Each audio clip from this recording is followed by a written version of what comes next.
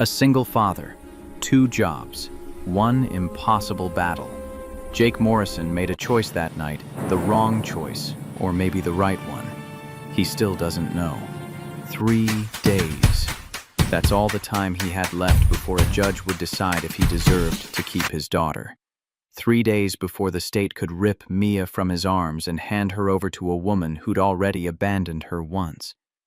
3 days to somehow prove that love mattered more than the zeros in a bank account. But right now, none of that mattered. Right now, he was just trying to get home.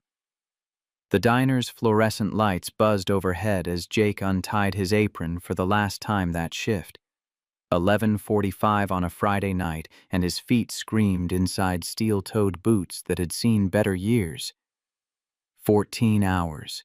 2 different uniforms, 2 completely different worlds. Morning spent fixing HVAC systems in office buildings where secretaries looked through him like he was part of the furniture evenings, slinging coffee and pie to truckers who at least had the decency to see him as human. The tip jar felt light when he emptied it into his palm. $52 in wrinkled bills and coins that stuck together.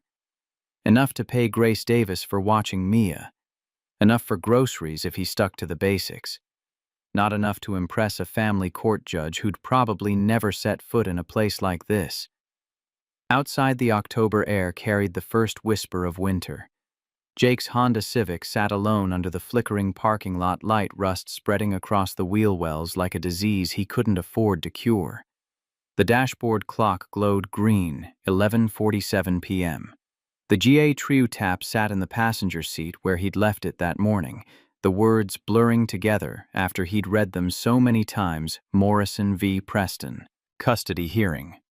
Monday, 9th a.m. 72 hours. That's what people needed to survive in a desert without water.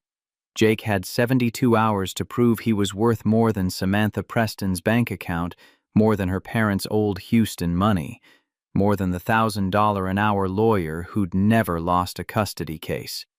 The engine coughed twice before catching. Classic rock drifted from the radio, George Strait singing about carrying love wherever he went. Jake pulled onto the empty street, his headlights cutting through darkness that felt heavier than usual. His phone buzzed. A text from Paul Grant, the overworked legal aid attorney who'd drawn the short straw of Jake's case. Jake, prepare yourself.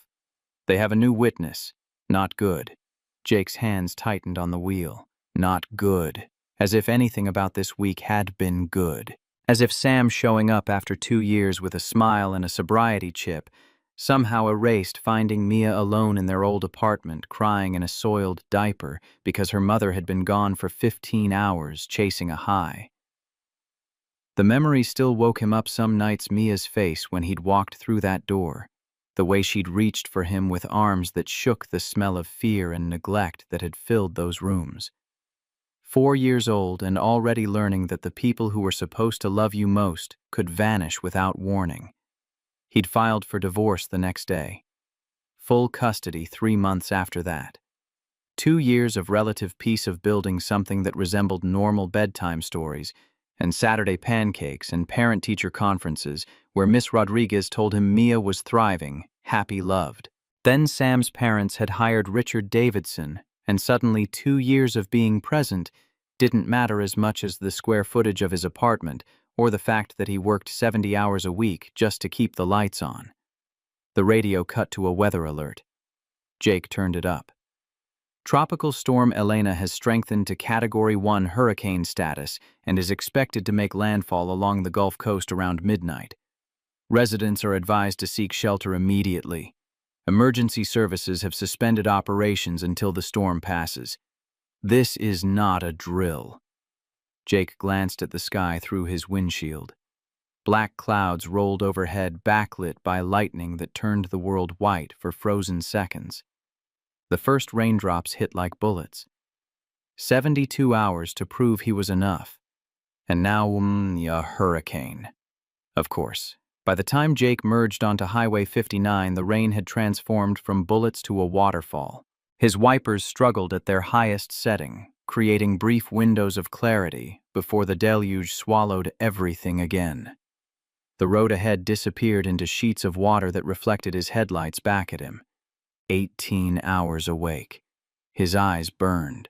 His shoulders ached from crawling through tight spaces all morning, replacing faulty ductwork in buildings he'd never be able to afford to work inside. His lower back throbbed from standing on concrete floors all evening, refilling coffee for people who never looked up from their phones long enough to say thank you. But Mia was waiting. That's what mattered.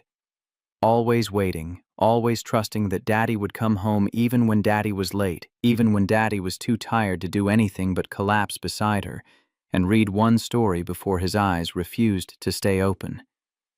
Grace Davis would have put her to bed by now, would have made sure she brushed her teeth and said her prayers, would have stayed until Jake walked through that door because Grace understood what it meant to show up to be there, even when being there was inconvenient. The highway stretched empty except for Jake's lonely headlights. Smart people had already found shelter. Smart people weren't driving through a Category 1 hurricane because they'd worked 2 jobs and couldn't afford to call in sick. Couldn't afford to give Sam's lawyers one more piece of ammunition. The radio crackled with another warning. The announcer's voice tight with urgency. But Jake's mind had already drifted to Monday morning. To standing in front of Judge Marcus Hartwell, a man whose name Paul had spoken with something between respect and fear, and explaining why a father who worked 2 jobs was better than a mother with a trust fund and a 3-month sobriety chip. Lightning split the sky directly overhead. Thunder followed immediately, shaking the car. And then Jake saw them, hazard lights blinking weakly through the downpour. A dark shape on the shoulder, barely visible. 2 figures standing in the rain beside what looked like an expensive car, the kind Jake only saw when wealthy clients brought their vehicles into Eddie Sullivan's shop. He passed them, foot still on the gas, eyes forward. Not your problem. You've got enough problems. But something made him look in the rearview mirror. Through the rain and darkness, he could make out 2 people huddled together, shoulders hunched against the storm. Young. Scared. Mia's face flashed in his mind, not as she was now, but as she'd been that day 2 years ago. Alone. Abandoned. Waiting for someone to care enough to stop. Jake's foot hit the brake harder than he meant to. The car fishtailed slightly on the wet asphalt before he regained control. He checked his mirrors, no other traffic. Nobody else stupid enough to be out here, and executed a careful U-turn. The Mercedes came into focus as he approached. Silver E-Class hood popped open, rain pouring into the engine compartment. 2 girls in their early 20s stood beside it, expensive jackets soaked through designer shoes caked with mud. Identical faces tracked his approach with expressions caught between hope and wariness. Jake pulled onto the shoulder ahead of them and killed his engine. For a moment, he just sat there, hands on the wheel, asking himself what the hell he was doing. Sam's lawyer would love this. Working-class hero stops to help stranded rich girls trying to manufacture sympathy, paint himself as some kind of saint. Except nobody would ever know.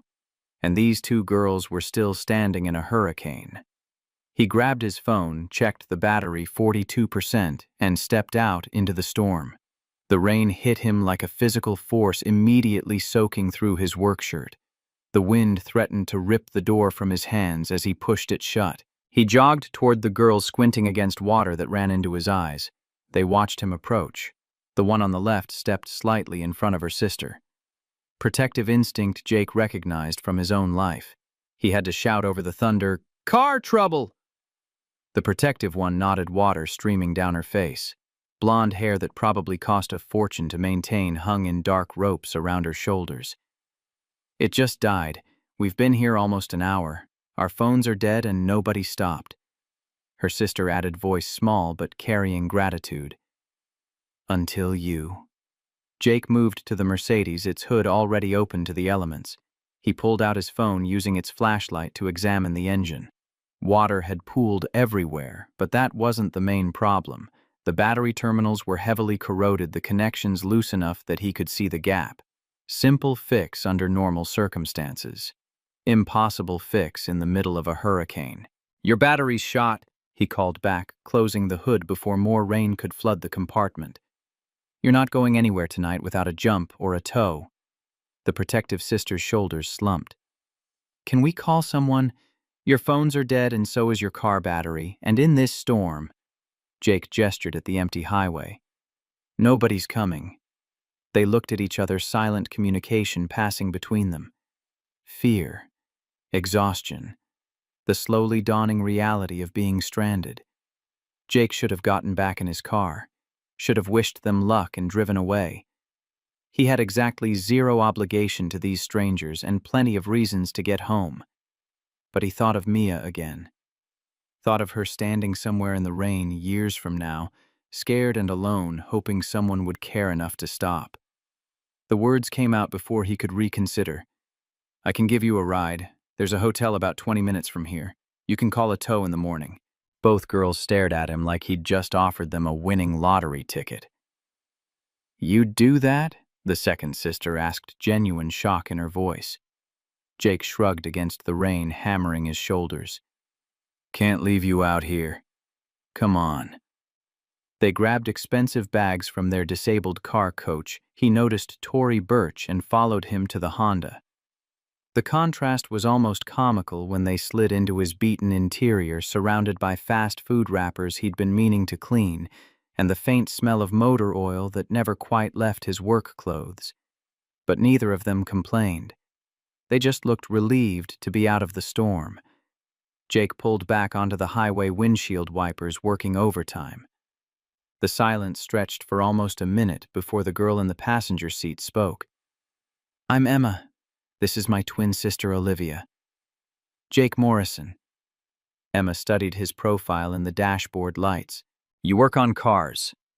He glanced down at his uniform shirt, the embroidered patch that read Eddie's HVAC and Repair. "HVAC, mostly. Air conditioning, heating systems, but I know my way around an engine." "You're soaked," Olivia observed from the back seat. "Yeah, well." Jake turned the heater up, though it would take time to warm the car. "Occupational hazard of stopping in hurricanes." "Why did you stop?" Emma's question carried genuine curiosity, not accusation. "We waved at probably 30 cars. Everyone just kept going." "Can't blame them. People are scared these days. Nobody wants to take chances on strangers." "But you did." Jake was quiet for a moment, focusing on the road. The rain had started to ease slightly, downgrading from apocalyptic to merely terrible. "I have a daughter," he finally said. "She's 6. If she was ever stranded somewhere scared in the rain." He didn't finish the sentence, didn't need to. The words hung in the air between them, carrying weight Jake hadn't intended. He'd just admitted to having a child to 2 complete strangers, and now they'd naturally wonder what kind of father leaves his 6-year-old daughter to drive through a hurricane. Emma's voice came softer this time. "What's her name?" "Mia." "That's beautiful." A pause. "Do you get to see her often?" The question landed like a punch to the solar plexus. Jake's hands tightened on the wheel, his jaw clenching before he could stop it. These girls couldn't have known, couldn't have guessed that they'd just poked the rawest wound in his life. "Every chance I get." The words came out rough. "Which might not be for much longer." He hadn't meant to say that. Hadn't meant to crack open the door on the nightmare that had consumed the last 3 months.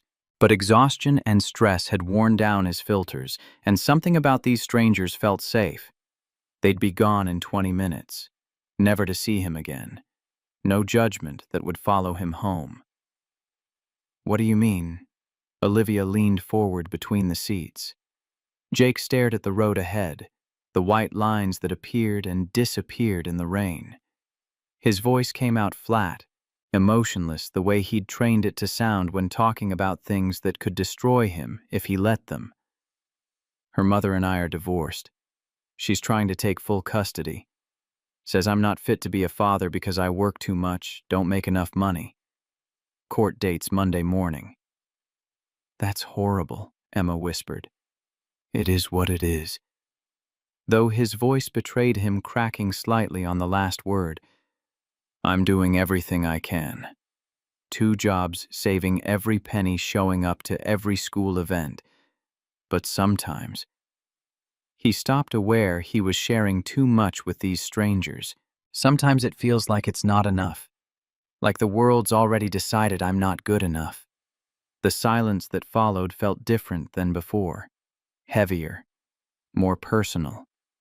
Olivia's voice came quiet from the back seat. Our father's like that. Always working. We barely see him. Emma picked up the thread. He has all the money in the world. Big house, nice cars, everything. But we'd trade it all just to have dinner with him once a week without him checking his phone. He thinks providing means everything, Olivia added. Doesn't understand that we just want him there. Present. Jake glanced at Emma. You should tell him that. We've tried. Sadness colored her words. He doesn't listen. Says we don't understand what it takes to maintain our lifestyle. Sounds lonely. It is, Emma admitted. Money doesn't fix loneliness. It just makes it more comfortable. The phrase settled into Jake's chest, finding a home there. He'd been poor most of his life, had known what it meant to choose between gas and groceries, between fixing the car and fixing the heater. But he'd never been lonely. Not really. Not with Mia. These girls had everything he lacked materially and nothing that actually mattered. What does your dad do?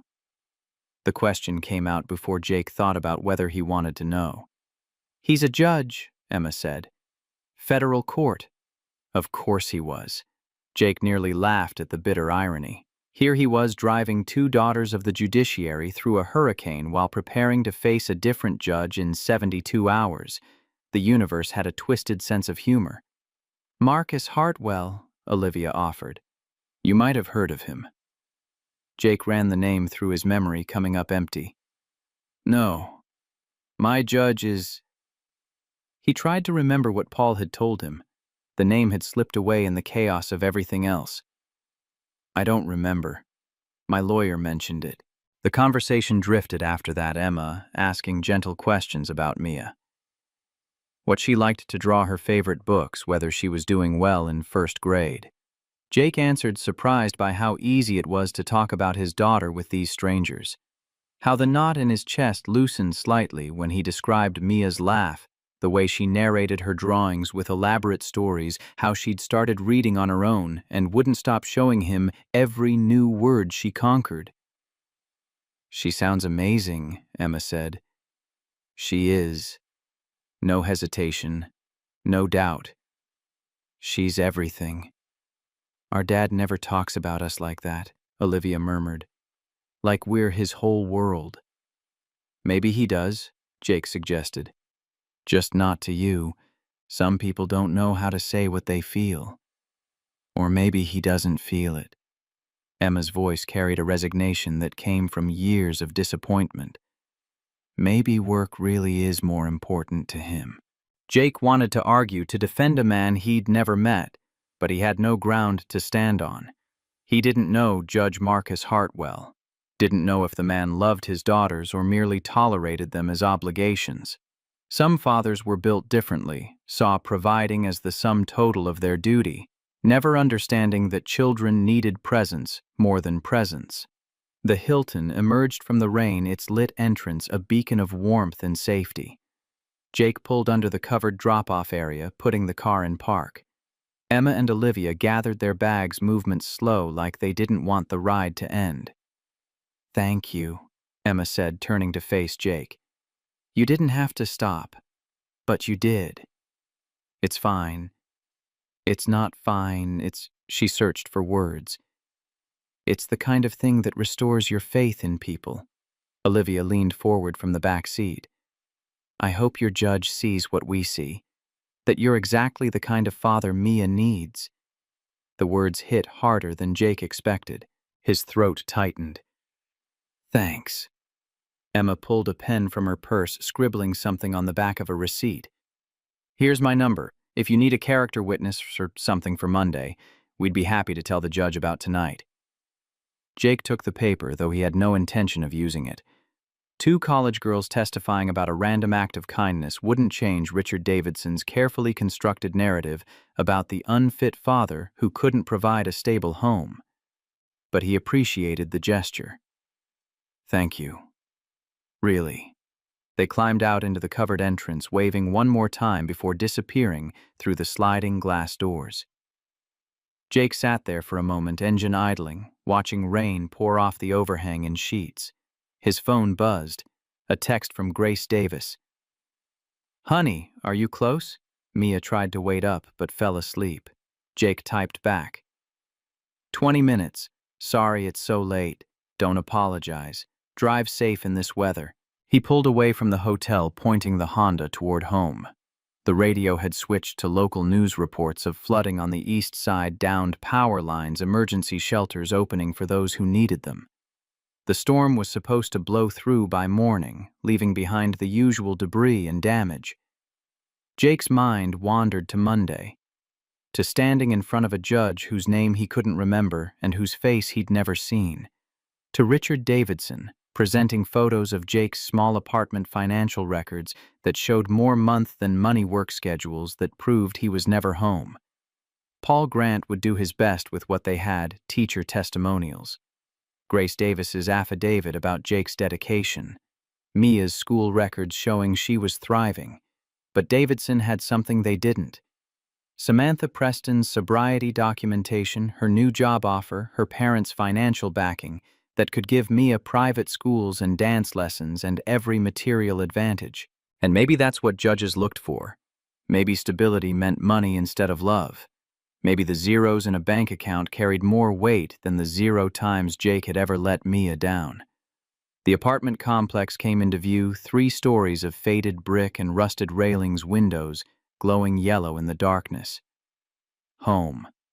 Not much to look at, but it was theirs.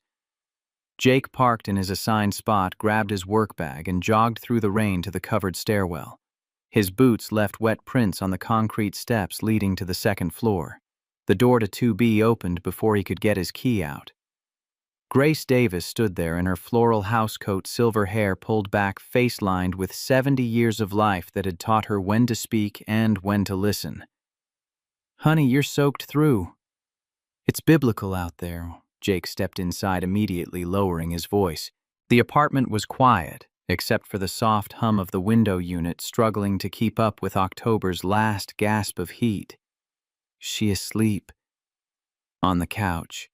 Tried to wait up, but her eyes wouldn't stay open past 10. Grace gathered her knitting bag movements slow and deliberate. "She drew you something. It's on the table." Jake pulled out his wallet, extracting a $20 bill that represented tomorrow's lunch. He held it out to Grace. She waved it away. "Honey, keep it. You need it more than I do." "Mrs. Davis, I mean it." Her voice carried that Southern Baptist steel that allowed no argument. "You've got that court date Monday. You save every penny." Jake's throat tightened.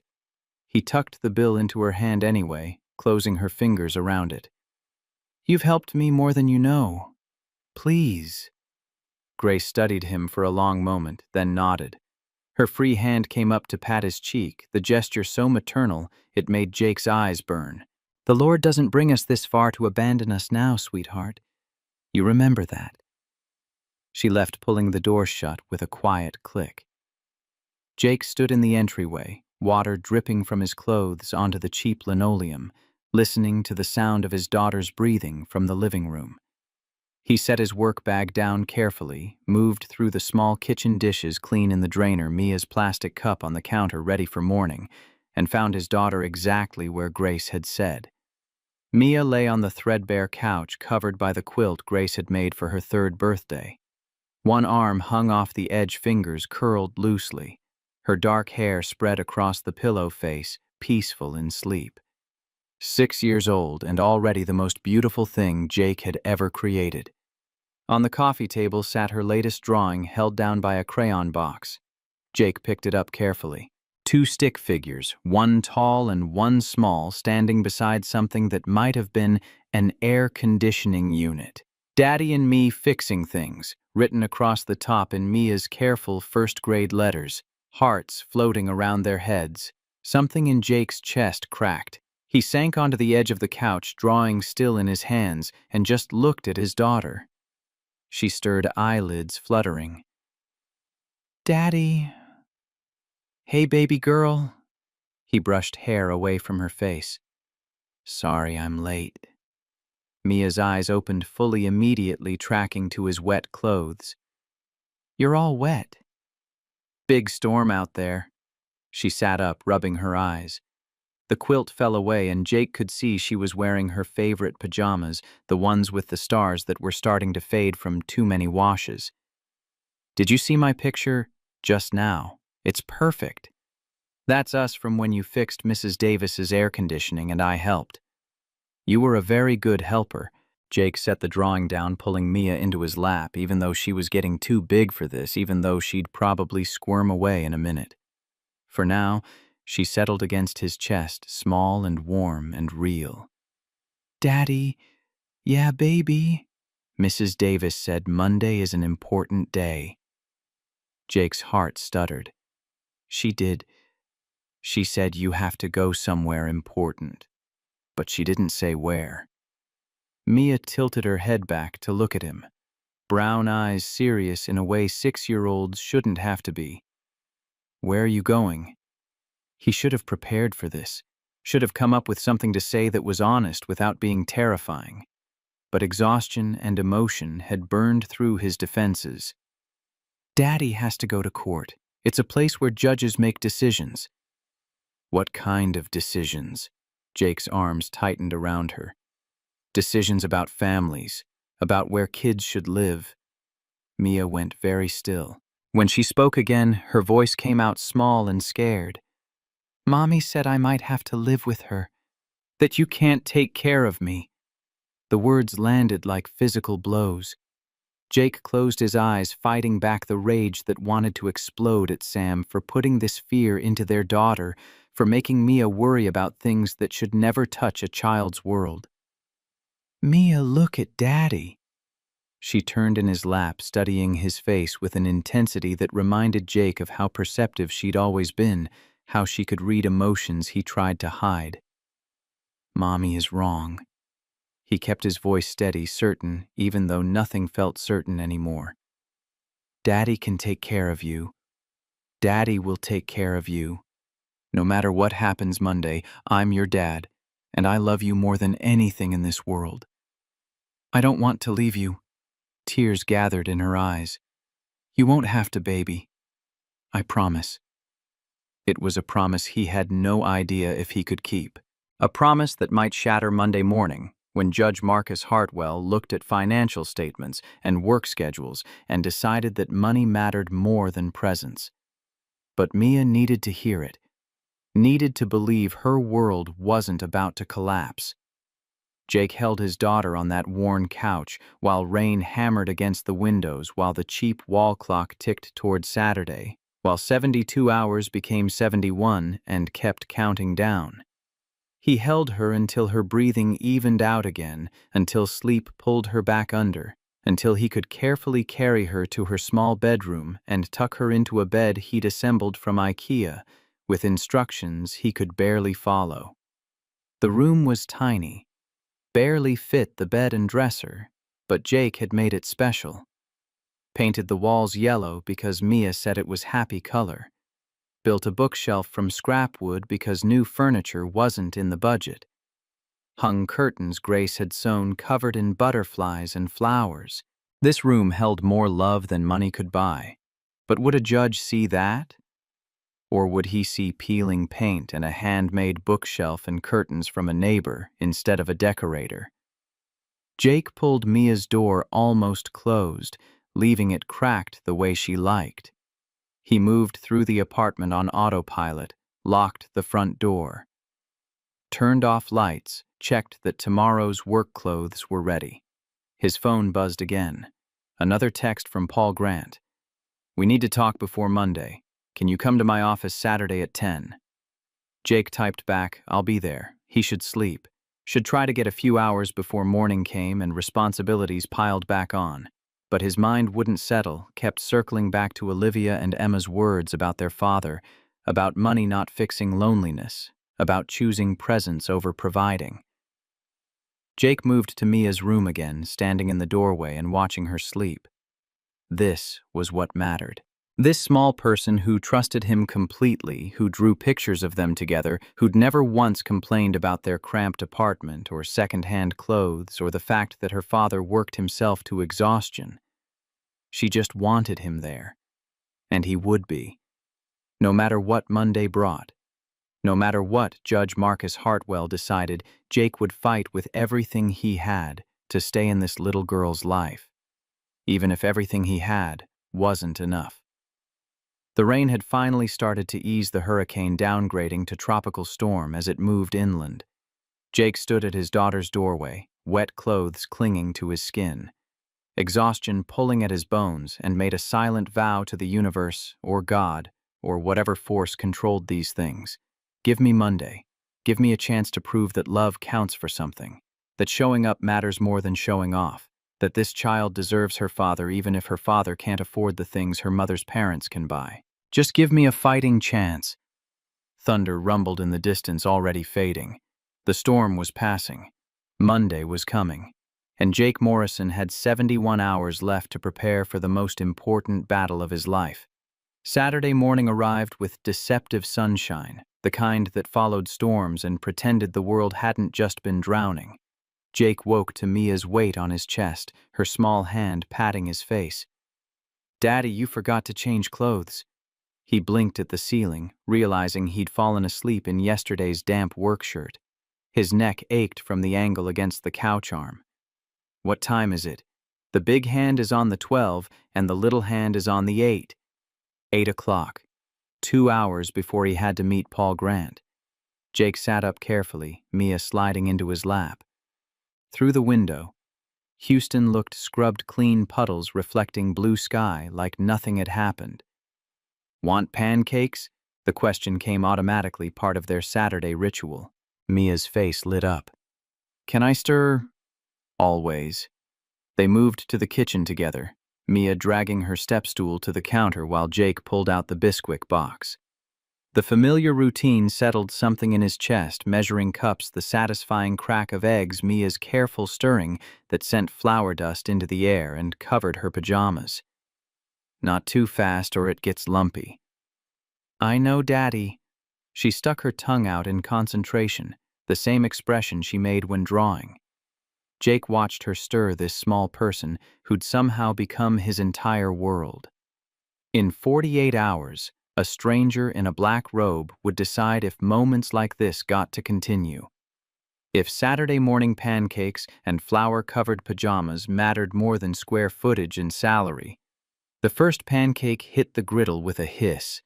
Mia abandoned her stirring to watch it bubble. "Daddy, can we go to the park after breakfast? I have to meet with Mr. Grant this morning. Remember my lawyer?" Her face fell. "About Monday." "Yeah, baby." About Monday. Jake flipped the pancake golden brown and perfect. "But after that, we'll go. Just you and me." "Promise. Promise." They ate at the small table, Mia drowning her pancakes in syrup while Jake picked at his own. His stomach had been unreliable for weeks, anxiety killing appetite until food tasted like cardboard. But he forced himself to eat because Mia was watching, because she needed to see Daddy was okay even when nothing felt okay. "Mia, listen. When I go see Mr. Grant, you'll stay with Mrs. Davis." "I know. And Monday you won't come to court with me. You'll stay home." Mia set down her fork. "Why can't I come? It's not a place for kids. But it's about me." Her voice carried logic that gutted him. "Shouldn't I tell the judge I want to stay with you?" Jake's throat closed. He reached across the table, taking her syrup-sticky hand. "You don't have to do that. The judge will make the right decision. But what if he doesn't know? What if nobody tells him, I'm happy here, baby? I am happy, Daddy. I don't want a bigger house or more toys. I want you. The words cracked something in Jake's chest. He pulled Mia from her chair into his lap, holding her against his heart. She smelled like syrup and sleep and everything good in his life. I know, sweetheart. I know. Then why does Mommy want to take me away? How did you explain addiction to a 6-year-old? How did you make her understand that Sam's sickness had nothing to do with Mia being lovable or wanted, that sometimes broken people broke everything around them, even their own children? Mommy made some mistakes, but she loves you. If she loves me, why did she leave? Jake had no answer that wouldn't damage either Sam or Mia's ability to trust people. So he just held her tighter and let the question dissolve into silence. Grace Davis knocked at 9:30, arriving with her knitting bag and the patience of someone who'd raised 4 children and buried 1 husband. She took one look at Jake's face and shooed him toward the door. Go on. Mia and I will be just fine. The legal aid office occupied the 3rd floor of a building that had seen better decades. Water-stained ceiling tiles, fluorescent lights that hummed with electrical illness, the smell of old coffee and older dreams. Jake found Paul Grant in a windowless conference room surrounded by folders that spilled across a table scarred with initials and coffee rings. Paul looked up, exhaustion written in the lines around his eyes. 45 years old and already going gray, wearing a suit that had been nice once, but now showed wear at the elbows and collar. A good man doing impossible work for people who couldn't afford better. Jake, sit. The chair scraped against linoleum. Jake sat, hands clasped on the table, and waited for whatever bomb Paul was about to drop. I'll be straight with you. This isn't good. Paul opened the top folder, revealing photographs. Jake's apartment building, the cracked parking lot, the rusted railings. Interior shots that made the small rooms look even smaller, the worn couch, the second-hand furniture, the kitchen with its peeling linoleum. Davidson has all of this. He'll present it Monday as evidence of inadequate living conditions. It's not inadequate. It's clean. It's safe. I know. Paul held up a hand. But look at it through a judge's eyes. Compare it to what Sam can offer. He pulled out more photos. A high-rise building in River Oaks, all glass and steel. An apartment with floor-to-ceiling windows, granite countertops, hardwood floors, furnished like a magazine spread. Her parents are paying for this. 2 bedrooms, 1,400 square feet. They've already hired an interior decorator for what they're calling Mia's room. Jake stared at the images, feeling something cold settle in his stomach. She doesn't even have Mia yet, and she's decorating a room. It plays well in court, shows planning, preparation, commitment to providing a stable environment. It shows money. Bitterness leaked into Jake's voice. That's all it shows. Paul pulled out another folder. Davidson also has your work schedules for the past 6 months. 70 to 75 hours a week, Jake. He's going to argue you're never home, that Mia spends more time with Grace Davis than with you. Because I'm working to support her. I know, but what am I supposed to do? Paul cut my hours and not make rent. Choose between keeping a roof over her head and being there for bedtime. Jake's voice rose, frustration and fear combining into something that tasted like acid. There's no winning. If I work less, I can't afford to keep her. If I work more, I'm not present enough.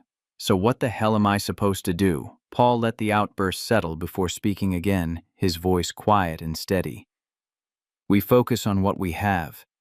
Teacher testimonials. Miss Rodriguez says you've never missed a parent-teacher conference. Grace's affidavit about your dedication. Mia's school records showing she's thriving, happy, well-adjusted. Is it enough? I don't know. Honesty, at least. Davidson is good at his job. He'll make Sam look like a recovering saint who's overcome adversity. He'll make you look like a struggling single father who can't provide adequately. Jake's head dropped into his hands. 48 hours.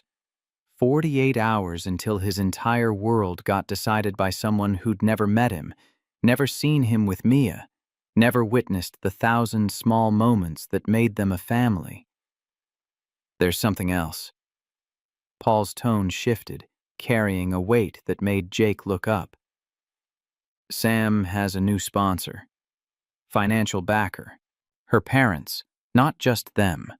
Robert Preston, her father, put up a $50,000 retainer for Davidson. Cash, up front. The number hit like a physical blow. $50,000. More than Jake made in 18 months of killing himself across 2 jobs. Enough to buy the kind of legal representation that never lost custody cases. So I'm fucked. You're outgunned. Different thing. Paul closed the folders, stacking them carefully. Who's your judge? Jake tried to remember what Paul had mentioned earlier in the week. The name had slipped through the cracks of his exhausted mind. You told me. I don't remember. Marcus Hartwell. Something about the name tickled at Jake's memory, but he couldn't place it. Is that good or bad? Neither. He's tough, but fair doesn't get influenced by money or status. He'll look at the facts, the evidence, what's actually best for Mia. Paul leaned forward. That's good for us. We have the relationship, the bond. Sam has money but no history of being present. She has sobriety documentation, though, right? Proof she's been clean. 9 months. NA meetings, counseling, the whole program. Paul's expression showed what he thought of 9 months against 2 years of abandonment. It's something, but it's not enough to erase what happened. Jake wanted to believe that. Wanted to trust that a judge would see through Sam's manufactured redemption to the truth underneath, that she was fighting for Mia because her parents demanded it, not because she'd suddenly discovered maternal instinct. But wanting and getting were different things. What do I need to do? Monday morning, 9 sharp. Wear that suit. Answer questions directly, don't volunteer extra information. Let me handle Davidson. And Jake. Paul's eyes held his. No matter what he says about you, stay calm. He's going to try to provoke you, make you look unstable or aggressive. Don't give him that. I can stay calm. I know you can. But it's going to be hard hearing someone attack your character, question your ability to parent. Paul gathered his folders. One more thing. There might be a new witness. Jake's stomach dropped. Who? I don't know yet. Davidson filed the disclosure late Friday, probably hoping we wouldn't have time to prepare. We'll find out Monday. They talked for another 30 minutes, Paul walking Jake through potential questions, likely attacks, the order of proceedings. By the time Jake left, his head was spinning with information that felt simultaneously crucial and useless.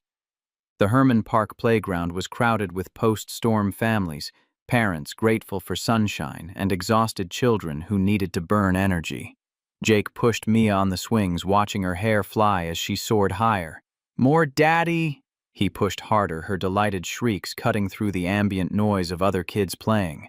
For these moments, nothing else existed. Not Monday's hearing, not Davidson's photographs, not the $50,000 retainer that bought lawyers who never lost. Just Jake and Mia and the simple physics of a swing set. Eventually, she jumped off mid-arc landing in the mulch with a stumble that became a laugh. She ran to the slide, joining 3 other kids in a race to the top. Jake settled onto a bench, keeping her in sight while his mind wandered, places it shouldn't. What would happen if he lost? Would they let him say goodbye? Would there be some terrible handoff where Mia cried and reached for him while Sam's parents looked on with satisfaction? Would Grace Davis have to watch another child leave her care, powerless to stop it? His phone buzzed. Unknown number. Jake almost didn't answer, but something made him swipe to accept. A woman's voice, young and uncertain. Mr. Morrison. This is Emma, from last night, the storm. Jake's brain took a moment to switch gears. Emma. Hi. Is everything okay? Yes, fine. We got the car towed this morning. Everything's handled. A pause. Olivia and we told our father about you. About what you did. Dread formed in Jake's chest. The last thing he needed was more complications, more people knowing his business. You didn't have to do that. We wanted to. We told him about finding us in the storm, about driving us to safety, about your daughter in the custody hearing. Another pause longer this time. He wants to meet you before the hearing. I don't think that's a good idea. He said to tell you there's no obligation. I think we made him realize some things. About being absent, about what matters. Emma's voice carried something pleading. He's trying, Mr. Morrison, and I think meeting you might help him understand how to try better. Jake watched Mia slide down her smile, visible even from 30 feet away. Meeting a federal judge 2 days before facing a different judge in family court seemed like tempting fate. But something in Emma's voice reminded him of Mia, that need for a parent to just show up, to see them as worth the effort. When, tonight we could come to you or no. The last thing Jake needed was Emma and Olivia seeing his apartment, reporting back about the peeling paint and cramped rooms. Somewhere neutral. Coffee shop near the courthouse. Perfect. 7 o'clock, there's a place called Magnolia Cafe. Jake agreed before he could reconsider, then immediately questioned the decision as the call ended. What was he doing meeting with a federal judge whose daughters he'd helped? It reeked of impropriety, of trying to manufacture sympathy through connections. Except Emma had reached out to him. He hadn't asked for this. Mia ran over, breathing hard from playing. Daddy, I'm thirsty.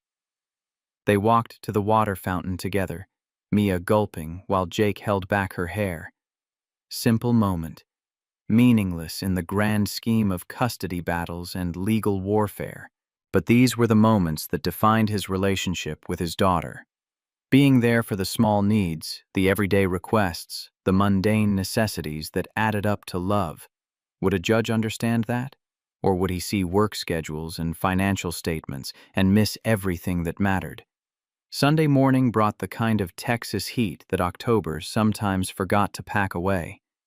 Jake laid his only suit across the bed, the one he'd bought for his wedding 8 years ago, before Sam's addiction had carved their lives into before and after.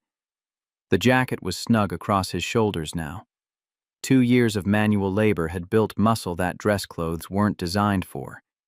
He tried it on, checking the mirror that hung on the back of his bedroom door. The man looking back seemed like a stranger playing dress-up. Jake Morrison didn't belong in suits. He belonged in work clothes with company logos, steel-toed boots, and calloused hands that fixed things for a living. But Monday required costumes. Grace arrived with an iron she'd brought from her own apartment, insisting on pressing the shirt and pants until they looked almost new. She worked in Jake's living room, while Mia colored at the table, humming something off-key and beautiful. Honey, you're going to be fine. Jake wanted to believe her. Wanted to have the faith that seemed to come so easily to Grace, that certainty that God or the universe or simple justice would prevail. But he'd seen too much of the world to trust in fairness. What if I'm not? What if the judge looks at my bank account and Sam's trust fund and decides money wins? Grace set the iron down, fixing him with eyes that had witnessed enough of life to know there were no guarantees. Then you appeal. You fight. You don't give up on that little girl. She nodded toward Mia. But I don't think it's going to come to that. Why not? Because that child is happy. Any fool can see it. And judges aren't fools. Jake hoped she was right. Hoped that happiness counted for more than hardwood floors and granite countertops. That love could outweigh financial statements. But hope felt dangerous when you had everything to lose. The afternoon stretched long and anxious. Jake tried to eat but couldn't.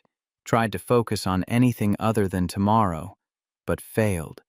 His mind kept circling back to the courtroom. He'd never seen the judge, he'd never met, the moment when someone else would decide his daughter's fate. At 6:30, he kissed Mia goodbye and headed to Magnolia Cafe. The place was small and crowded, filled with the Sunday dinner rush. Jake found a corner booth and ordered coffee he didn't want nursing it while watching the door. Emma and Olivia arrived at 7 sharp, followed by a man who could only be their father. Tall, silver-haired late 50s with the kind of bearing that came from years of having people stand when you entered a room. He wore casual clothes, jeans, and a button-down, but carried himself like the suit was implied. Emma spotted Jake and waved, leading her father over. Up close, Marcus Hartwell had eyes that assessed without judging, the kind of gaze that came from decades of weighing evidence and testimony. "Mr. Morrison, thank you for meeting us." They shook hands, Marcus's grip firm, but not aggressive. The twins slid into the booth across from Jake, their father following. "My daughters tell me you helped them Friday night, that you stopped in a hurricane when no one else would." Jake shifted uncomfortably. "It wasn't anything special. They needed help. It was special to them." Marcus's eyes moved to his daughters, something complicated passing across his features. "They said you have a daughter, Mia." "Yes. They also said you're facing a custody hearing tomorrow." Heat crept up Jake's neck. This was a mistake. Meeting with a federal judge discussing his case, letting these strangers into his problems. "I shouldn't be talking about this."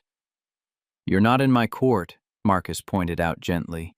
"And I'm not here as a judge. I'm here as a father who's been doing everything wrong, talking to a father who seems to be doing everything right." The statement surprised Jake enough that he looked up, meeting Marcus's eyes directly.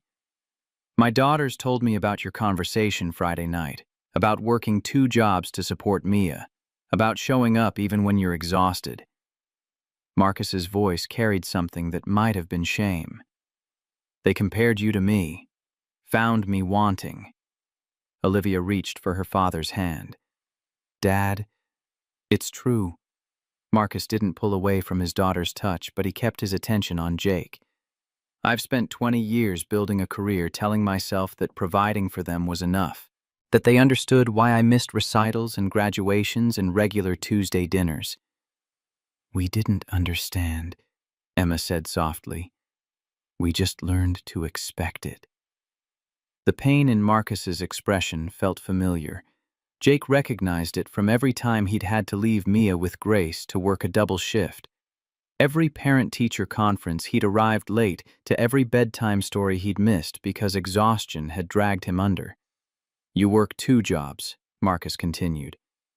"You could use that as an excuse to be absent.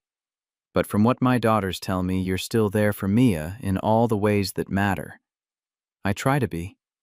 That's more than most people do." Marcus leaned back, something contemplative in his posture. "What does your lawyer say about tomorrow? That I'm outgunned but not out of the fight?" Jake heard himself talking, sharing details he probably shouldn't with a stranger. But there was something about Marcus that invited honesty. Maybe the judicial training that made confession feel natural. "My ex-wife's parents hired Richard Davidson, $50,000 retainer." Marcus's eyebrows rose slightly. "Davidson doesn't lose custody cases." "I know. But he's also a bully who relies on intimidation over substance. If you have the relationship with your daughter, the documented presence, Davidson's money won't matter." A pause. "Who's your judge?" "Marcus Hartwell." The name hung in the air for 3 beats before Jake's brain made the connection. His eyes widened. "Wait, you're federal court, not family court, different jurisdiction."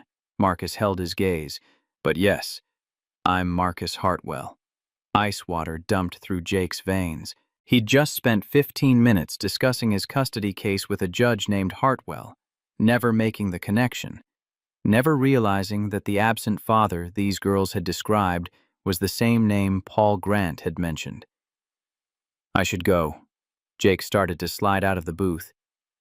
"Mr. Morrison, wait." Marcus's voice carried authority that stopped Jake mid-movement. "I'm not your judge tomorrow. I have no connection to your case. This conversation is completely separate from your hearing." "It doesn't look separate. It looks like I'm trying to— Jake couldn't even finish the sentence, the implications too ugly. You're trying to have coffee with two girls you helped and their father who asked to meet you. Marcus's tone gentled. There's no impropriety here. You didn't seek this meeting. You didn't know who I was. And tomorrow you'll face a completely different judge who knows nothing about this conversation. Jake's heart hammered against his ribs. Every instinct screamed that this was wrong, that he needed to leave before it became something that could hurt him in court. But Emma's eyes were pleading, and Olivia looked like she might cry, and Marcus Hartwell seemed like a man genuinely trying to learn something from someone who had no business teaching a federal judge anything. Slowly, Jake settled back into the booth. They talked for another hour. Marcus asked questions about Mia, what she liked to do, how Jake balanced work and parenting, what a typical day looked like. Jake answered, finding himself relaxing despite the surreal situation. Marcus listened without interrupting something Jake suspected wasn't natural for someone used to running courtrooms. The twins added commentary telling their father about Jake's obvious love for Mia, the way his whole face changed when he talked about her. That's how you should look when you talk about us, Emma said to her father. Marcus absorbed the criticism without defensiveness. You're right. I should. As they prepared to leave, Marcus pulled out his phone. I have a friend who runs a commercial HVAC company, John Miller. They're looking for a supervisor, someone with experience and technical knowledge. Jake stiffened. I don't need charity. It's not charity, it's a job opening. But I understand if you'd rather not. I appreciate it, but no. Jake stood signaling the end of the conversation. I need to get home to Mia. He left money for his untouched coffee and walked out into the warm Sunday evening, his mind spinning. Meeting Marcus Hartwell felt like either the best or worst thing that could have happened 2 days before his hearing. He had no idea which. Monday morning arrived with the weight of execution day. Jake woke before his alarm stomach churning. He showered, shaved carefully, put on the freshly pressed suit that Grace had made respectable. Mia was already awake when he emerged from the bathroom, sitting on the couch in her pajamas and watching cartoons on mute. You look fancy, Daddy. He sat beside her, pulling her close. Daddy has to go to that important place we talked about. Remember, court. Yeah, Mrs. Davis will be here soon. You'll stay home today, okay? Mia nodded against his shoulder. Will you come back? The question pierced his chest. Of course I'll come back. Promise? I promise, baby girl. Daddy always comes back. Grace arrived at 8, shooing Jake toward the door with the same maternal authority she'd wielded Saturday. Go on. The Lord is with you. The drive downtown happened in a blur. Jake found parking 3 blocks from the courthouse, fed the meter with quarters he'd been saving, and walked toward the building that held his future. Harris County Family Court occupied floors 3 through 7 of a building that had been modern in the 70s. Jake rode the elevator to the 4th floor, following signs to courtroom 4B. Paul Grant waited outside, suit slightly rumpled briefcase clutched like a shield. You ready? No. Good. That means you understand what's at stake. Paul guided him to a bench. Sam will be here with Davidson and probably her parents. Don't engage. Don't react. Just get through this. 10 minutes later, the elevator doors opened and Samantha Preston stepped out. Jake hadn't seen her in 6 months, not since the last supervised visitation that she'd missed. She looked different, healthier, cleaner, put together in a way that money enabled. Her blonde hair was professionally styled, makeup subtle, suit probably worth more than Jake's monthly rent. Behind her came Robert and Patricia Preston, old Houston money, in human form. Robert wore a Brooks Brothers suit, silver hair, immaculate expression carved from contempt. Patricia matched him in coldness, her designer clothes and perfect posture, screaming superiority. And beside them, Richard Davidson. Late 50s, shark eyes, carrying a leather briefcase that probably cost more than Jake's car. Sam's eyes found Jake across the hallway. Something flickered in her expression.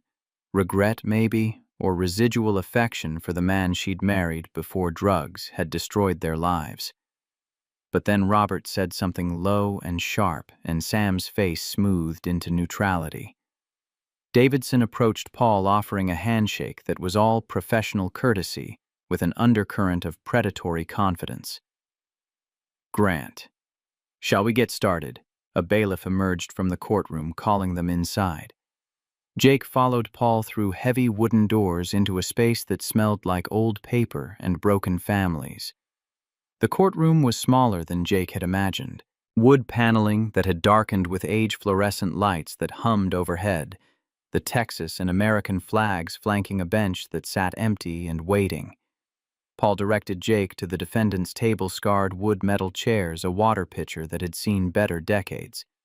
Across the aisle, Davidson settled Sam and her parents at the plaintiff's table, newer and somehow more polished. The bailiff positioned himself near the bench. "All rise. The Honorable Judge Marcus Hartwell presiding." Jake's world tilted sideways. He started to stand with everyone else moving on autopilot while his brain short-circuited. No, not possible. Different Hartwell. Had to be different. The door behind the bench opened, and Marcus Hartwell walked in, black robe replacing last night's casual clothes, reading glasses on a chain. Silver hair catching the overhead lights. Their eyes met across the courtroom. Recognition flashed in Marcus's expression, quickly suppressed. He took his seat, face settling into professional neutrality as he opened the file in front of him. Jake couldn't breathe, couldn't process. The father who'd bought him coffee 12 hours ago was the judge who'd decide his daughter's fate. Paul leaned close, whispering urgently, "Did you know?" Jake shook his head, incapable of speech. Marcus's voice filled the courtroom, steady and authoritative. "Good morning. We're here for Morrison v. Preston custody hearing regarding minor child Mia Morrison, age 6. His eyes moved across the room without lingering on Jake. "Counsel, state your appearances." Davidson stood smoothly. "Richard Davidson for petitioner, Samantha Preston, Your Honor." Paul rose slightly less smooth. "Paul Grant for respondent, Jake Morrison, Your Honor." Marcus reviewed the file silently, pages turning with deliberate care. The courtroom held its collective breath. "This case was originally scheduled for Judge Patterson, transferred to my docket Friday due to Judge Patterson's medical leave." Marcus looked up, meeting Jake's eyes for one loaded second. "Before we proceed, I need to ask, do either party have any objection to me presiding?" Davidson stood immediately. "No objection, Your Honor." Sam nodded her agreement. Paul looked at Jake, question clear in his expression. Jake's mind raced through implications, possibilities, the massive conflict of interest that sat on the bench wearing a black robe. Marcus could recuse himself. Should recuse himself. This entire situation was improper at best, grounds for mistrial at worst, but Marcus had listened last night, had understood in ways Jake suspected most judges wouldn't, had seen past financial statements to what actually mattered. Paul whispered again, "Say the word, and we request recusal. New judge, clean slate." Jake thought of Mia drawing pictures of them together, of Saturday morning pancakes and bedtime stories, of 2 years of showing up while Sam's parents threw money at lawyers. He stood. "No objection, Your Honor." Paul's shock was visible but silent. Across the aisle, Robert Preston leaned forward, sensing something wrong but unable to identify what. Marcus studied Jake for a long moment. "Mr. Morrison, are you certain you have the right to an impartial judge?" "I'm certain, Your Honor." "Very well." Marcus set down his pen. "Before we hear opening statements, I'm calling a 15-minute recess." Davidson rose immediately. "Your Honor, we just started. 15 minutes, Counselor." Marcus's tone allowed no argument. His gavel came down. "Bailiff, Mr. Morrison, and counsel, please see me in chambers." The courtroom erupted in whispered confusion. Robert Preston stood, face reddening. Sam looked between her lawyer and her parents, lost. Jake followed the bailiff through a side door, Paul gripping his elbow with barely contained panic. What the hell is happening? "How do you know Judge Hartwell?" Friday night. The storm, The girls I helped were his daughters. Paul stopped walking, face draining of color. Oh my God. Jake, this could destroy us. If Davidson finds out, the judge is about to tell us himself. Jake kept moving, following the bailiff down a narrow corridor. Marcus's chambers looked exactly like chambers should: wall of law books, wooden desk worn by decades of use, family photos scattered among legal texts. Marcus stood by the window, still wearing his robe, hands clasped behind his back. The bailiff withdrew, closing the door. Marcus turned to face them. Mr. Grant, I need to disclose something to you and your client. His voice was formal, careful. Friday night, my daughters experienced car trouble during the storm. They were stranded on Highway 59 for over an hour. Mr. Morrison stopped and helped them when no one else would. Paul sank into a chair without being invited. This is a disaster. It's a complication, Marcus corrected. One I'm disclosing fully and publicly. You have to recuse. Paul looked at Jake, then Marcus. There's no way around this. The conflict is too clear. I can recuse, or both parties can waive the conflict and we proceed. Marcus moved to his desk, sitting on the edge. Mr. Morrison, I'm telling you this privately first because I want you to understand what you're agreeing to if you waive. I already said I have no objection. You said that without knowing the full situation. Now you do. Marcus's eyes were steady. My daughters told me about your conversation Friday night, about Mia, about this custody battle. They told me you're the kind of father they wish they'd had. The words hung heavy. Paul looked between them, understanding dawning. That creates bias, Marcus continued. Not because I owe you, I don't, but because I respect you. And respect can influence judgment as much as debt. He paused. So I'm giving you a choice. I can recuse myself and a new judge will be assigned, or you can waive the conflict, understanding that I will scrutinize this case with absolute rigor to avoid any appearance of favoritism. Paul found his voice. Your Honor, I have to advise my client that recusal might be safer. I waive the conflict. Jake's voice came firm, certain. Jake, I trust Judge Hartwell to be fair, more than I'd trust someone who doesn't understand what it means to be a present father. Marcus's expression softened fractionally. Mr. Morrison, I appreciate that trust, but you need to understand that if we proceed, I will hold both sides to the highest standard. I will not give you preferential treatment. If the evidence supports Ms. Preston's petition, I will rule accordingly. I know. Then we'll return to the courtroom and I'll disclose this conflict publicly. Mr. Davidson will likely object, demand recusal. The decision to proceed or not will ultimately rest with both parties. Marcus stood. And if we proceed, expect this case to be scrutinized more carefully than any custody hearing you've witnessed, Mr. Grant. They filed back into the courtroom, Jake's heart hammering against his ribs. This was either the best decision he'd ever made or the catastrophic error that would cost him everything. Marcus took his seat, waiting for silence before speaking. Before we proceed, I need to disclose a conflict of interest that has arisen. The courtroom went still. Davidson straightened, scenting blood. Friday night during Tropical Storm Elena, my daughters experienced car trouble on Highway 59. Mr. Morrison stopped and assisted them when no one else would. I wasn't aware of this until Sunday evening. Davidson shot to his feet. Your Honor, this is highly irregular. I'm aware, Counselor, which is why I'm disclosing it publicly and offering both parties the opportunity to object to my presiding. Robert Preston leaned forward, whispering urgently to Davidson. Sam's face had gone pale. Davidson's voice carried outrage. Your Honor, this is a clear conflict of interest. You have a personal relationship with the respondent. I have gratitude toward the respondent for helping my daughters.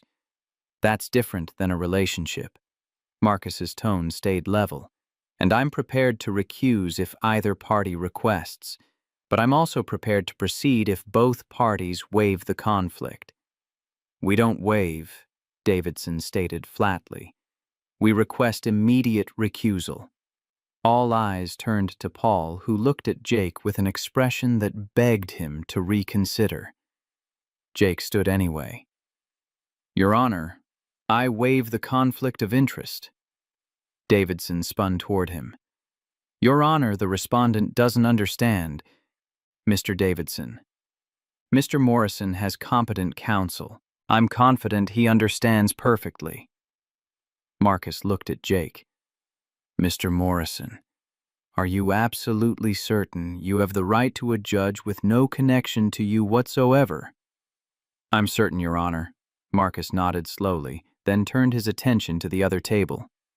"Ms. Preston, this is your decision, not your parents', not your attorney's.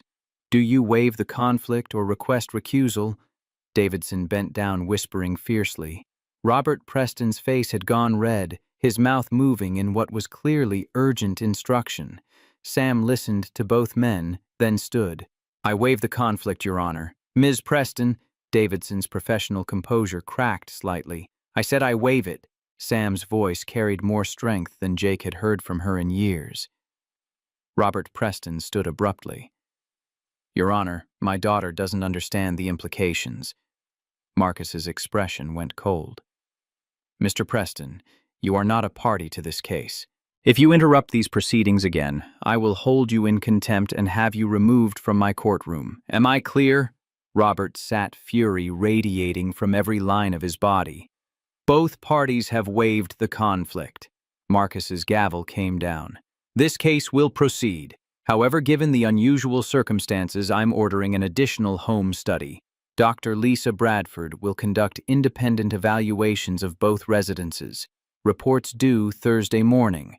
We'll reconvene at 9 a.m. Thursday to hear findings and proceed with testimony." Jake's stomach dropped. Home study. They'd see his cramped apartment, compare it to Sam's River Oaks high-rise document every way his poverty looked inadequate next to her parents' money. Marcus continued. "Dr. Bradford will contact both parties to schedule visits. This hearing is recessed until Thursday." The gavel fell again. The courtroom emptied slowly, people processing what had just happened. Jake stood on shaking legs, Paul gathering papers with mechanical efficiency. Sam approached her parents and Davidson trailing like angry shadows. "Jake, can we talk?" "I don't think that's a good idea." "Please, just 1 minute." Paul stepped between them. "Ms. Preston, anything you need to say can go through your attorney." But Sam looked past Paul to Jake, her eyes carrying something that might have been genuine remorse. "Thank you for waiving the conflict. I didn't do it for you. I know. But still, thank you." Robert Preston grabbed Sam's arm, pulling her away before Jake could respond. Davidson shot a look that promised future warfare, then followed his clients from the courtroom. Paul waited until they were alone before turning on Jake. "That was the biggest gamble I've ever seen in family court. It felt right. Right doesn't always win. And now we have a home study which is—" Paul stopped, running a hand through his hair. "Jake, they're going to see your apartment. Compare it to what Sam can offer. The optics are terrible." "So we show them what matters. That Mia is happy, healthy, loved.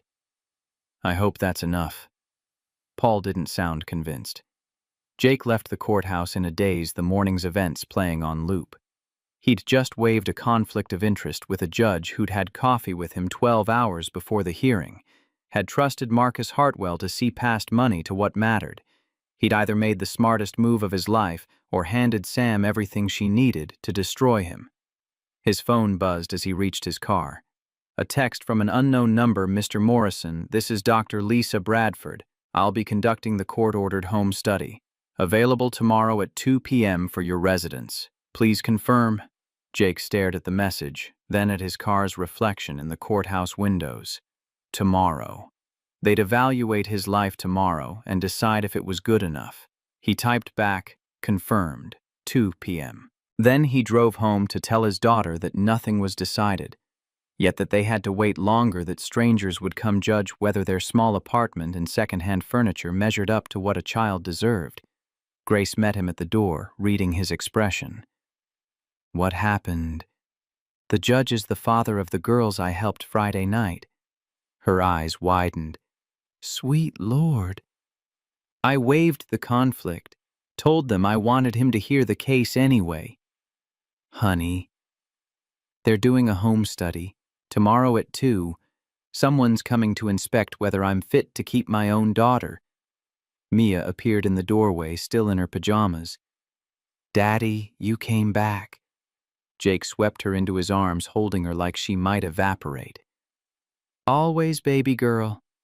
Daddy always comes back." But for how much longer remained an open question. Dr. Lisa Bradford arrived at Jake's apartment at precisely 2 o'clock Tuesday afternoon, clipboard in hand and camera bag slung over her shoulder. Professional suit-kind eyes, the expression of someone who'd seen enough broken families to know judgment helped nobody. Jake had spent the morning cleaning obsessively, scrubbing baseboards that hadn't been touched in months, organizing Mia's toys into neat arrangements that lasted approximately 5 minutes after she woke up. The apartment still looked like what it was: small, worn home to people who counted pennies, but at least it was clean. Mia hid behind Jake's leg when he opened the door, her usual confidence evaporating in the presence of this stranger who'd come to measure their worthiness. "Mr. Morrison, and you must be Mia." Dr. Bradford knelt to the girl's eye-level movements, slow and non-threatening. "I'm Dr. Bradford. I just want to talk with you for a little while. Is that okay?" Mia looked up at Jake for permission. He nodded, trying to keep his expression calm, even though panic clawed at his throat. Bradford rose, taking in the apartment with a sweep that seemed casual, but missed nothing. The worn couch that sagged in the middle. The television that predated flat screens.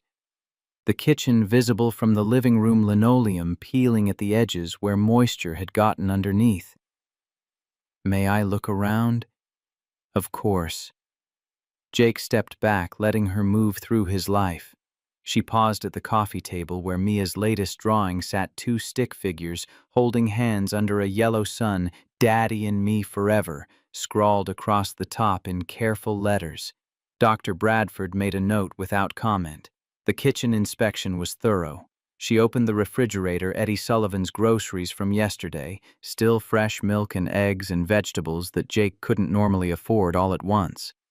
Checked the pantry where cereal boxes and pasta and canned goods lined up in rows. Made notes on her clipboard. "Do you cook for Mia every day?" "Yes, ma'am. Breakfast before school, dinner every night." Jake's voice came steadier than he felt. "Weekends we make pancakes together. It's our tradition." "Does Mia help cook?" "She stirs the batter. Gets more on herself than in the bowl, usually." Mia giggled from behind his leg, peeking out at Dr. Bradford with slightly less fear. The bedroom evaluation took longest. Dr. Bradford spent 15 minutes in Mia's small room, photographing every detail. The yellow walls Jake had painted himself, working late nights while Mia slept at Grace's apartment. The bookshelf cobbled together from pallet wood he'd salvaged and sanded smooth. The bed with its princess comforter, last year's Christmas present that had required skipping 2 of his own meals to afford. She picked up a worn copy of The Giving Tree, pages soft from repeated readings. "Is this Mia's favorite book?" "One of them. We read together every night before bed. More notes, more photographs." Dr. Bradford examined the drawings taped to every available wall surface, Mia's artwork chronicling their life together.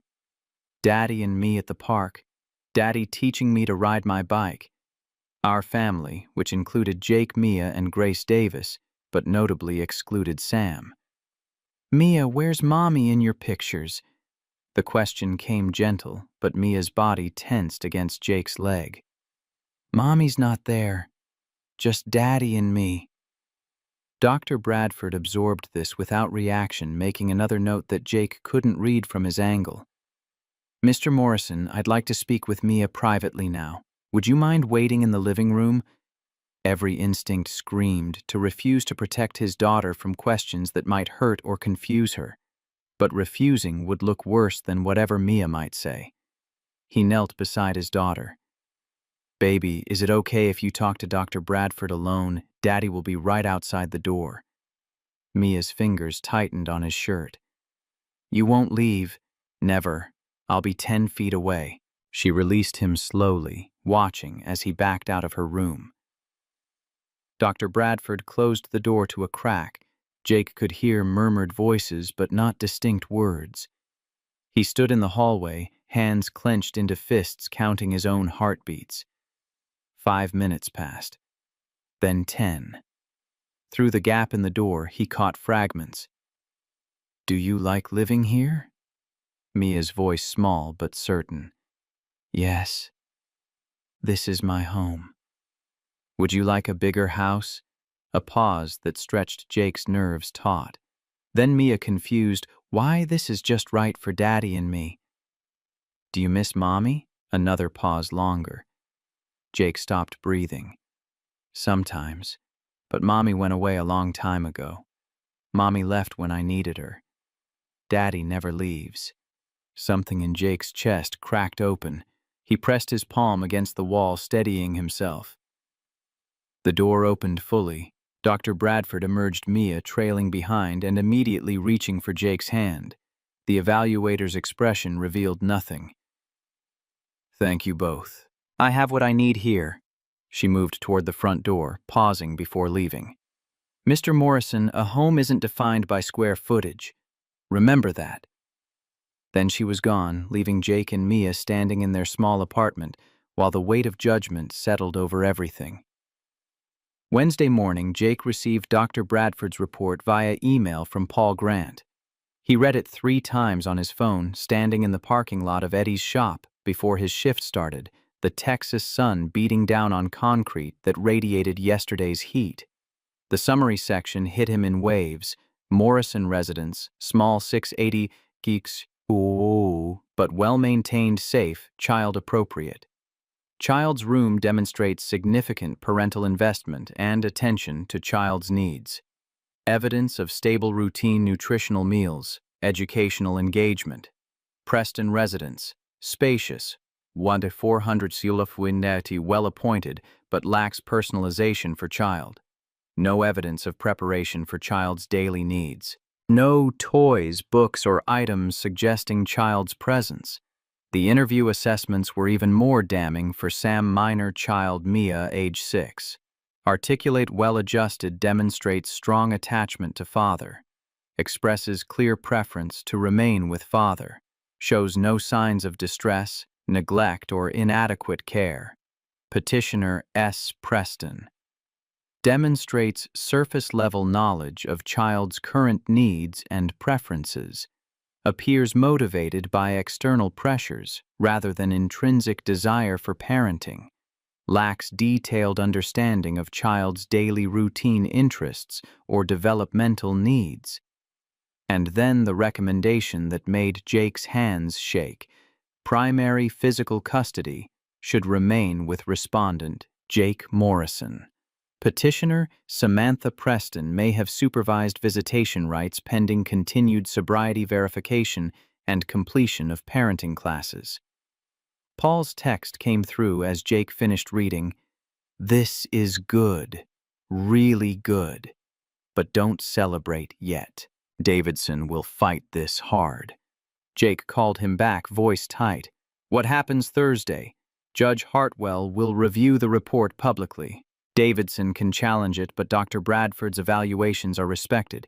If the judge accepts her recommendation," Paul let the possibility hang, "then I keep Mia. Then the evidence strongly supports you keeping Mia. But we still have to get through Davidson's cross-examination, Sam's testimony, all of it." Thursday morning arrived wrapped in the kind of autumn clarity that made Houston almost beautiful. Jake dressed in his suit again, the fabric already familiar from Monday's disaster. Mia watched from her bed covers pulled up to her chin. "Daddy, will you know today?" He sat beside her, smoothing her hair. "Maybe, baby. The judge might decide today, or he might need more time. I want to stay with you.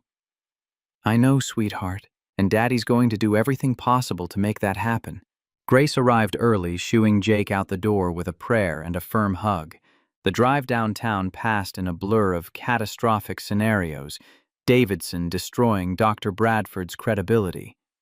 Marcus deciding the conflict was too great after all.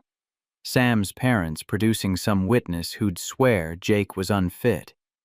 The courthouse lobby was already crowded when Jake arrived, people streaming toward elevators that moved with bureaucratic indifference. He rode to the 4th floor alone, emerging into the hallway where Paul waited with an expression somewhere between hopeful and terrified. Davidson's here. He looks ready to burn the building down. That good. For us, maybe. Desperate lawyers make mistakes. Paul adjusted his tie, a nervous habit Jake had noticed Monday. But desperate lawyers also take risks. Be ready for anything. They entered the courtroom to find Sam already seated with Davidson and her parents. Robert Preston's jaw was set in a line that promised violence, if only violence were legal in family court. Patricia stared straight ahead, ice in designer clothing. Sam looked small between them, diminished by their fury. Davidson's eyes tracked Jake across the room, calculating and cold. Marcus entered at 9 sharp black robe, settling around him like authority made fabric. His eyes swept the courtroom with practiced neutrality, landing on Jake for 1 microsecond before moving on. We're here to review Dr. Bradford's home study report. Counselors, you've both received copies. Yes, Your Honor. Davidson stood, papers rustling. And we have significant concerns about the methodology and conclusions. You'll have opportunity to address those concerns, Mr. Davidson. First, I want to hear from Dr. Bradford herself. Marcus nodded to the bailiff. Dr. Lisa Bradford entered from a side door, taking the witness stand with the ease of someone who'd testified hundreds of times. She swore her oath, settled into the chair, and met Marcus's gaze with professional composure. Dr. Bradford, please summarize your findings for the court. She opened her own copy of the report, though Jake suspected she'd memorized every word. I conducted home visits to both residences Tuesday. At Mr. Morrison's apartment, I found a small but well-maintained living space. The child's room showed significant evidence of parental involvement: custom paintwork, handmade furniture, age-appropriate books and toys. The refrigerator and pantry were well stocked with nutritious food. Most importantly, the child showed strong attachment to the space and to her father. Davidson shifted in his chair, coiled tension, looking for release. At Ms. Preston's apartment, I found a spacious, professionally furnished residence. However, the designated child's room was essentially empty. New furniture still tagged. No personalization. No evidence that actual preparation for daily childcare had occurred. And your interviews? Mia Morrison is a well-adjusted 6-year-old who demonstrates secure attachment to her father. She was articulate about her daily routine, her relationship with Mr. Morrison, and her feelings about her living situation. She expressed clear preference to remain with her father. Dr. Bradford's tone stayed clinical, but Jake heard what she wasn't saying directly, that Mia was thriving in ways children with unstable parents didn't. Ms. Preston presented well but showed limited knowledge of her daughter's current life. She couldn't name Mia's favorite book, current teacher, or close friends. She referred to hypothetical future arrangements rather than demonstrating understanding of actual child-rearing needs. Marcus made notes, face unreadable. And your recommendation: primary custody should remain with Mr. Morrison. He has demonstrated consistent, engaged parenting over 2 years. The child is thriving in his care. Ms. Preston should have supervised visitation opportunities while she continues her recovery and completes parenting education. Thank you, Dr. Bradford. Mr. Davidson, your witness. Davidson rose like a snake, uncoiling all smooth menace and calculated threat. He approached the witness stand with a smile that didn't touch his eyes. Dr. Bradford, how many square feet is Mr. Morrison's apartment? Approximately 680. And Ms. Preston's 1,400. More than double the space. Would you agree that a child benefits from having adequate room? Room is a factor, but not the determining factor in child welfare. But it is a factor. Davidson paced, hands clasped behind his back. And Mr. Morrison's work schedule, you reviewed that? I did. 60 to 70 hours per week, correct. That's what the records showed. Which means he's not actually present for his daughter most of the time, despite your assessment of his engagement. Dr. Bradford's expression didn't change. Quality of presence matters more than quantity of hours. Mr. Morrison's daughter showed clear evidence of secure attachment, which doesn't develop when a parent is genuinely absent. Davidson pivoted. You noted Ms. Preston couldn't name her daughter's current teacher. Couldn't that simply reflect 6 months of separation, not lack of care? It could. Combined with other factors, it suggested surface-level engagement. Surface-level engagement, or the natural knowledge gap created by Mr. Morrison systematically excluding her from their daughter's life. Paul stood. Objection. Assumes facts not in evidence. Sustained.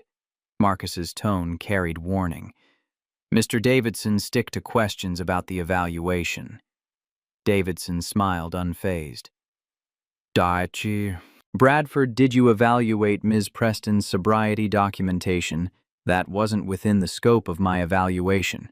So you don't actually know if she's maintained 9 months of continuous sobriety, attended all recommended meetings, completed her treatment program. I reviewed the documentation provided, but didn't independently verify. Yes or no, doctor? Did you verify her sobriety claims? No. And Mr. Morrison's apartment is in 3rd Ward, correct, a neighborhood with higher than average crime rates. I didn't conduct a neighborhood crime analysis. But you're aware 3rd Ward has documented safety concerns that River Oaks does not. Dr. Bradford's patience was showing cracks. Many factors contribute to child safety. Crime statistics are one consideration among many. Davidson pressed for another 10 minutes, trying to punch holes in conclusions that were backed by 2 years of evidence versus 9 months of promises. When he finally sat down, his expression suggested he knew he'd made no real headway. Marcus looked to Paul. Redirect. Just one question, Your Honor. Paul stood. Dr. Bradford, in your professional opinion, which residence showed evidence of being an actual home versus a showplace? Mr. Morrison's apartment was clearly lived in and loved. Ms. Preston's felt staged. No further questions. Marcus excused Dr. Bradford, then turned to Davidson. Does the petitioner wish to present additional evidence before I make my ruling? Davidson conferred with Robert Preston in urgent whispers, the older man's face progressively darkening. Finally, Davidson stood jaw tight. Your Honor, we request Ms. Preston be allowed to address the court directly. You wish to put your client on the stand? We do. Paul leaned close to Jake. This is either brilliant or suicidal. Davidson doesn't put clients on unless he's desperate or they insist. Sam stood, movements uncertain as she approached the witness stand. The bailiff swore her in. She settled into the chair, hands folded in her lap, eyes fixed on some point above everyone's heads. Davidson's questioning started, gentle walking Sam through her rehab timeline, her NA meetings, her new job as an office manager at a dental practice. She answered with practiced calm, the testimony of someone who'd been coached extensively. Miss Preston, why are you seeking custody of your daughter? Because I'm her mother. The words came automatic, rehearsed. Mothers are always best for their children. But you relinquished custody 2 years ago. Why now? Sam's composure flickered. I was sick then. I'm better now. I deserve a second chance to be a good mother. And you believe you can provide better for Mia than Mr. Morrison. I know I can. I have a stable job, a beautiful apartment, family support, Mia would have opportunities she can't have living in a 600-square-foot apartment in 3rd Ward. Davidson nodded, satisfied. Your witness, Mr. Grant. Paul approached slowly, his earlier nervousness replaced by something sharper. Jake recognized the shift. This was Paul in his element cross-examination, where truth mattered more than polish. Ms. Preston, when did you last see Mia? 6 months ago. And before that? Sam shifted in her seat. The supervised visitation schedule was sporadic. How many scheduled visits did you attend in the year before you filed this petition? I don't recall exactly. I have the records here. Paul pulled papers from his folder. You were scheduled for 24 visits. You attended 7. Is that accurate? I was dealing with my recovery. Yes or no, Ms. Preston? 24 scheduled, 7 attended. Yes. And on 3 of those 7 visits you arrived intoxicated. Correct. Davidson shot to his feet. Objection, Ms. Preston completed rehab. This is character assassination. It goes to credibility, Your Honor. The petitioner claims she's a fit mother. Her past behavior is relevant. Marcus nodded. I'll allow it. Answer the question, Ms. Preston. Sam's eyes filled with tears. I was sick. I've explained this. I'm asking about facts, not explanations. 3 visits where you arrived under the influence, yes or no? Yes. Paul let the admission hang in the air. What's Mia's favorite book? The question shift caught Sam off guard. What? Her favorite book. What does she like to read? We read lots of books. I don't remember one specifically. Who's her teacher? She's in 1st grade. The teacher's name, Miss Preston. I don't know. Who are her friends? Jake handles the school things. I haven't been involved. What does she like for breakfast? This is ridiculous. Sam's composure shattered. I've been in treatment. I couldn't know every detail. Ms. Preston. Paul's voice softened to something almost gentle. These aren't details. These are the basics of your daughter's life.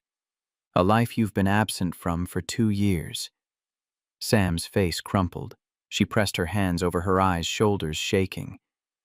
Ms. Preston, whose idea was it to file for custody, yours or your parents'? Davidson stood again. Objection, relevance. It's relevant to Ms. Preston's actual motivations versus claimed motivations. I'll allow it. Marcus leaned forward slightly. Answer the question, Ms. Preston. Sam lowered her hands. Mascara streaked her cheeks. When she spoke, her voice barely carried past the witness stand. My parents said if I didn't fight, they'd cut me off. No support for my apartment, my treatment, anything. Robert Preston surged to his feet. Samantha, be quiet! Marcus's gavel came down hard. Mr. Preston, sit down immediately, or I will have you removed. Robert sat, fury radiating from every line of his body. Patricia gripped his arm, her face carved from stone. Paul pressed the advantage. So you're not seeking custody because you believe it's what's best for Mia. You're doing it because your parents demanded it. I want to be a good mother. That's not what I asked. Are you seeking custody because your parents threatened to withdraw financial support if you didn't? The silence stretched. Sam looked at her father, at Davidson, at Jake. Tears continued falling, but she made no move to wipe them away. Yes. The word dropped like a bomb. Jake heard it, but couldn't process it, couldn't believe Sam had just admitted the truth after months of manufactured custody battle. Davidson's face went white. He started to stand, then sat back down, recognizing that trying to salvage this would only make things worse. Marcus's expression remained neutral, but something shifted in his eyes. Ms. Preston, let me make sure I understand. You're seeking custody of your 6-year-old daughter, not because you believe it's in her best interest, but because your parents threatened financial consequences if you didn't. Sam nodded, then seemed to realize she needed to speak. Yes, Your Honor. And if I told you right now that the best thing for Mia is to remain with her father, what would you do? Sam's hands twisted in her lap. The courtroom held its collective breath. I don't know. The honesty of it was devastating. "I don't know what I'd do." Marcus sat back in his chair studying Sam with an expression Jake couldn't read. When he spoke, his voice carried something that might have been disappointment. "Thank you for your honesty, Ms. Preston. You may step down." Sam returned to her seat on shaking legs. Robert Preston wouldn't look at her. Patricia's mouth had compressed into a line so thin it nearly disappeared. Marcus turned to Davidson. "Does the petitioner have any other witnesses?" Davidson stood slowly, defeat written in every movement. "No, Your Honor." "Mr. Grant." Paul shook his head. "The respondent rests, Your Honor." "Very well." Marcus folded his hands on the bench. "I've reviewed Dr. Bradford's comprehensive report. I've heard testimony from both the evaluator and the petitioner. The facts are clear." Jake's heart hammered so hard he thought it might crack his ribs. "Mr. Morrison has demonstrated consistent engaged parenting for 2 years. He has maintained stable housing, steady employment, and most importantly, a strong relationship with his daughter. The child is thriving in his care by every measurable standard." Marcus's eyes moved to Sam. "Ms. Preston has been honest about her struggles and her motivations. That honesty is commendable. However, honesty doesn't change the fact that she's been largely absent from her daughter's life and appears to be seeking custody due to external pressure rather than genuine readiness for full-time parenting." Robert Preston's hands clenched into fists. Patricia stared straight ahead, rigid as carved marble. "This court awards primary physical custody to Jake Morrison." Marcus's voice carried the weight of finality. "Samantha Preston is granted supervised visitation rights contingent on continued sobriety verification and completion of a court-approved parenting program. This hearing is adjourned." The gavel fell. The sound echoed through Jake's chest, through his bones, settling into the marrow where fear had lived for months. He'd won. Paul was shaking his hand, saying something Jake couldn't hear through the roaring in his ears. Across the aisle, Davidson was gathering papers with mechanical efficiency, while Robert Preston stood like a man preparing for war. Sam remained seated, staring at her hands. When she finally looked up, her eyes found Jake's. Something passed between them. Not forgiveness, not reconciliation, but maybe the first honest moment they'd shared since she'd chosen cocaine over their daughter. Marcus had already left the bench, his robe disappearing through the door, before Jake could process wanting to say thank you. The courtroom began emptying. Paul steered Jake toward the exit, still talking about next steps and visitation schedules, and words that bounced off without sticking. In the hallway, Robert Preston blocked their path. His face had gone red, veins standing out at his temples. "This isn't over, Morrison." Jake met his gaze steadily. "Yes, it is. We'll appeal. A voice cut through Robert's bluster, calm and absolutely authoritative.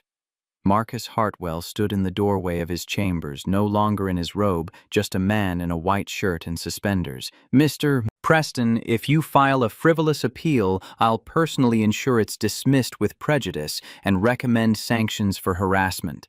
Am I making myself clear?" Robert's mouth worked silently. Patricia pulled him away before he could say something that would land him in contempt. They disappeared into the elevator, leaving Sam standing alone in the hallway. She approached slowly, each step seeming to cost her. "Jake, can we talk?" "Just for a minute." Paul started to object, but Jake touched his arm. "It's okay." They moved to a bench against the wall, sitting with careful distance between them. Sam's hands twisted in her lap, a nervous habit Jake remembered from their marriage. "I'm sorry, for all of it. For leaving, for lying, for putting you and Mia through this. You did the right thing today. Telling the truth. My parents are furious. They've probably disowned me by now." Sam's laugh came bitter and broken. "But you know what, I feel lighter than I have in months." "What will you do?" "Keep going to meetings. Keep working. Figure out who I am without my parents' money or their expectations." She looked at him directly. "Can I see her sometimes supervised like the judge said?" I just want, I want to try to be a mother, the kind she deserves. Jake thought about Mia's drawing of their family that didn't include Sam. Thought about 2 years of bedtimes and sick days and parent-teacher conferences that Sam had missed. Thought about the woman sitting beside him who'd finally admitted she wasn't ready but wanted to try. We'll start small, supervised visits. You stay clean, you show up consistently, we'll see what happens. Thank you. Tears slipped down Sam's cheeks. Take care of her. Always. Sam stood wiping her face. She walked toward the elevator without looking back. Jake watched her go, feeling something like pity mixed with relief. Marcus appeared beside him silent until Sam disappeared from view. You're being generous, given everything she put you through. She's Mia's mother. If she can get healthy, Mia deserves to have that relationship. Jake stood finally facing the man who'd held his daughter's fate in his hands. Thank you for seeing what mattered. I saw what the evidence showed. Dr. Bradford's report was unambiguous. Marcus paused. But I'll admit, helping my daughters gave me insight I might not have had otherwise. About what it means to be present versus simply providing. How are Olivia and Emma? Different. Better, I hope. We've been having dinner together. Actual dinner where I turn my phone off and just listen. Marcus smiled slightly. They're teaching me how to cook. I'm terrible at it. It's never too late to learn.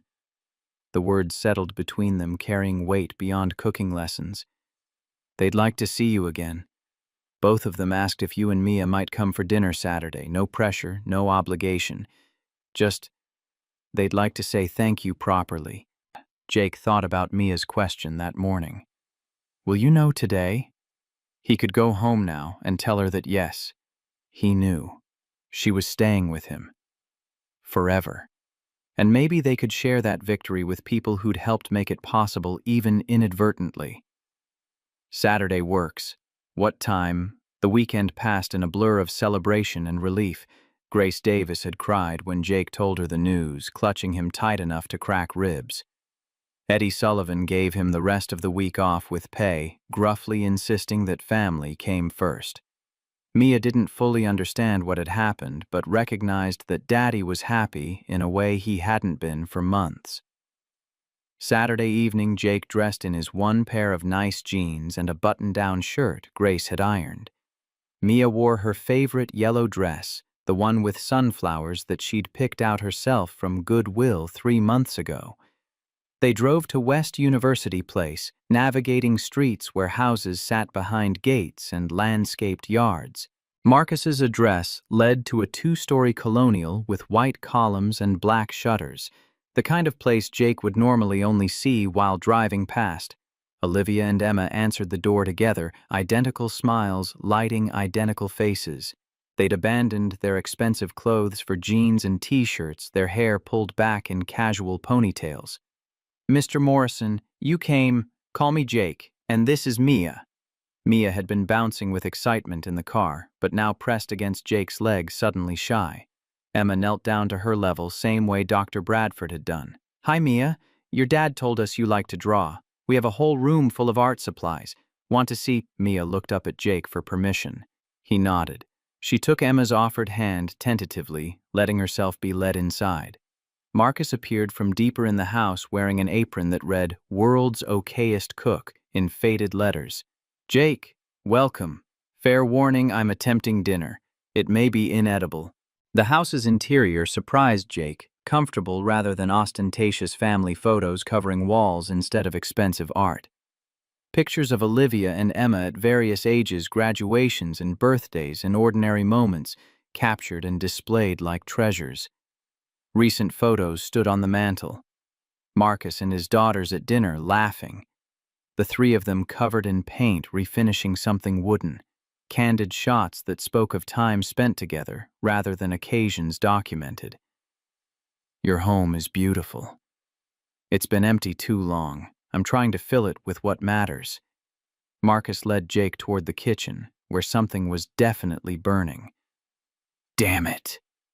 He pulled a smoking pan from the oven, revealing what might have once been chicken, but now looked like charcoal. Olivia appeared, taking in the disaster with practiced ease. Dad, we talked about this. Timer. You have to actually listen when it goes off. I thought I had more time. The timer doesn't lie. She grabbed her phone. Pizza okay with everyone. The evening devolved into ordered pizza and genuine laughter. Mia came out of her shell around Emma, the two of them spreading out art supplies on the dining room table and creating masterpieces that involved more glitter than any surface needed. Jake found himself relaxing for the first time in months, the weight of custody battle finally lifting enough to let him breathe. He sat on the couch with Marcus while Olivia told increasingly embarrassing stories about her father's attempts at domestic competence. Last week he tried to do laundry, turned everything pink. The instructions were unclear. Dad, it literally says, separate whites from colors on every machine. Marcus took the ribbing with good humor, clearly enjoying his daughter's attention even when it came wrapped in mockery. Jake recognized the shift this man was actively trying to be present, stumbling through it but trying nonetheless. After pizza, while the girls played in the backyard, visible through large windows, Marcus and Jake stood at the kitchen counter drinking coffee that Marcus had managed not to ruin. Can I ask you something? Marcus's tone shifted serious. How do you do it? Work full-time single parent, stay present for Mia. Jake considered the question, thinking about mornings he'd woken exhausted and evenings he'd fallen asleep mid-story. Honestly, I don't do it well. I'm tired all the time. I miss things. But the alternative is not being there at all, and that's not an option. You work at Sullivan's HVAC, correct? Yeah. Why? I know John Miller. We went to law school together. He runs Johnson Commercial Systems. They do HVAC for office buildings, hospitals, large installations. Marcus paused.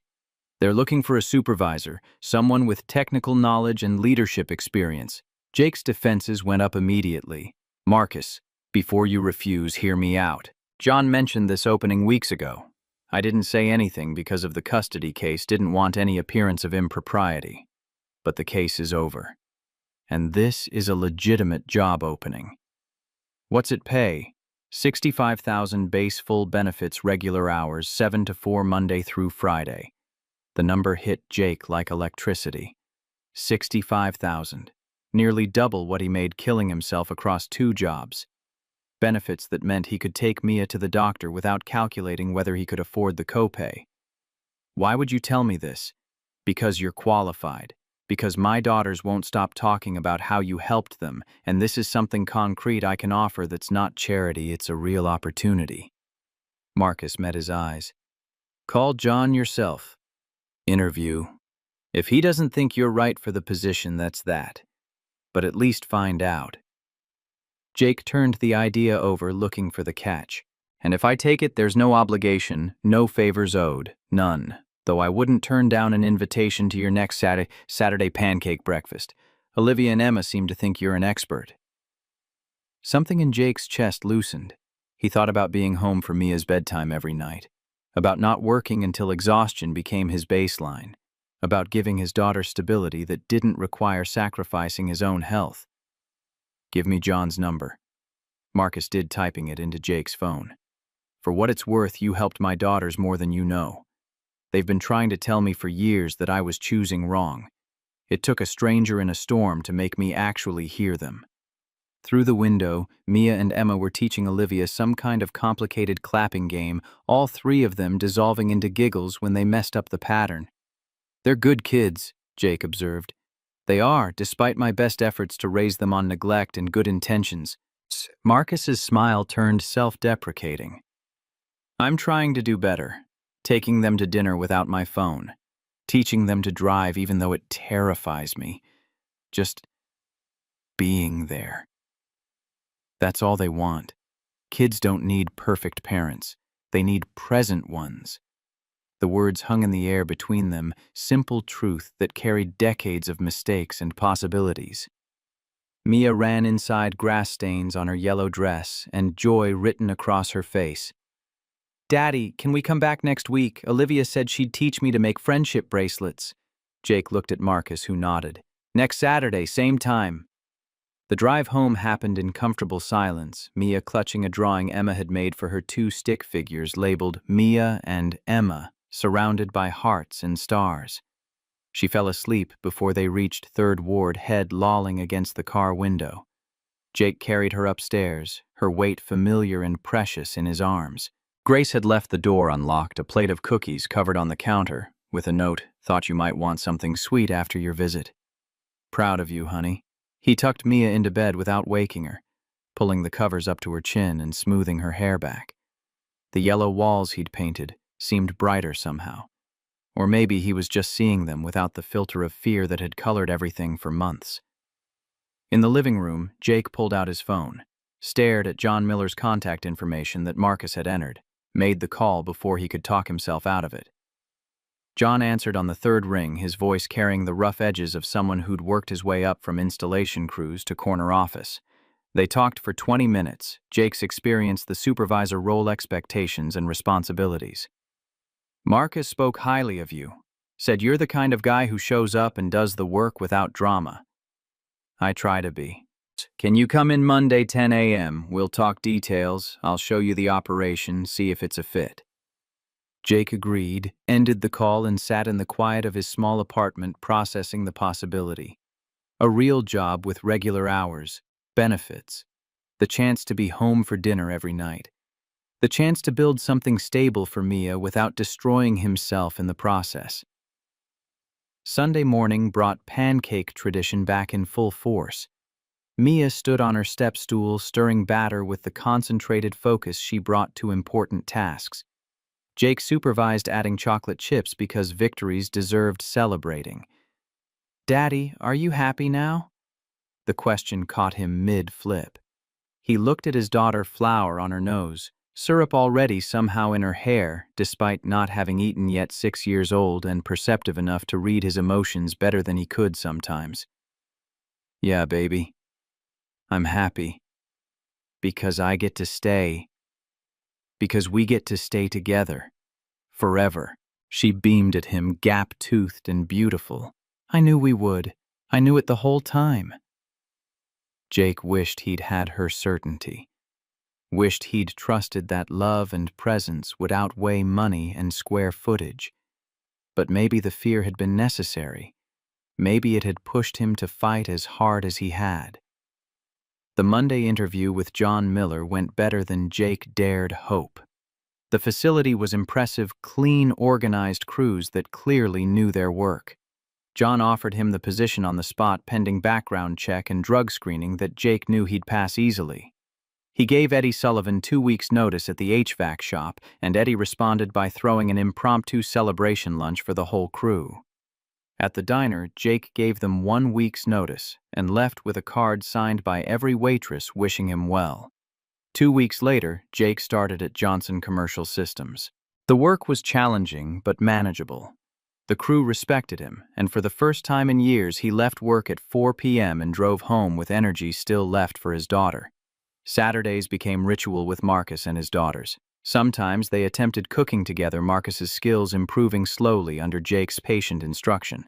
Sometimes they just ordered takeout and played board games that Mia usually won through a combination of luck and ruthless 6-year-old strategy.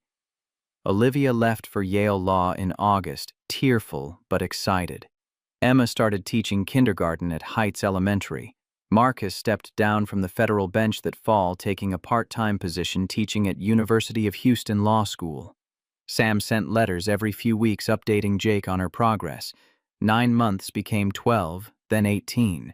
She never missed a supervised visit, showing up sober and engaged. Slowly, carefully, she and Mia began rebuilding something that might eventually become a relationship. Jake and Marcus's friendship deepened through shared Saturday mornings and occasional phone calls where they talked about parenting struggles and small victories. Marcus was learning to be present. Jake was learning that accepting help wasn't weakness. On a warm October evening, 1 year after that first storm, Jake stood in Marcus's backyard watching Mia play on the treehouse they'd built together over 3 months of weekends. Simple construction platform, ladder walls, roof, but sturdy enough to last. Marcus appeared beside him, 2 beers in hand. They'd developed this routine standing on the patio while the girls played, talking about nothing and everything. "You know what I've been thinking about?" Marcus took a long drink. "A year ago, my daughters were stranded in a storm. A stranger stopped when no one else would, and that stranger changed everything. I just gave them a ride. You did more than that. You reminded them that people still help each other. You reminded me what being a father actually means." Marcus turned to face him. "I spent 20 years building a career telling myself I was providing for my daughters, but they didn't need what I could buy them. They needed me. You're here now. That's what matters. Because you showed me what here looks like." Marcus raised his beer slightly. "To stopping in storms." Jake clinked his bottle against Marcus's. "To showing up." They stood in comfortable silence, watching Mia and Emma create some elaborate game involving the treehouse and approximately 200 stuffed animals. The Texas sunset painted the sky in shades of orange and gold. Jake's phone buzzed. A text from Sam. 18 months today. Counselor says I'm ready for unsupervised visits if you're comfortable with that. No pressure. Just wanted you to know." He showed Marcus the message. "What do you think?" "I think she's been consistent. Shown up, stayed clean, done the work. Mia deserves a mother if her mother can actually be present." Jake typed back.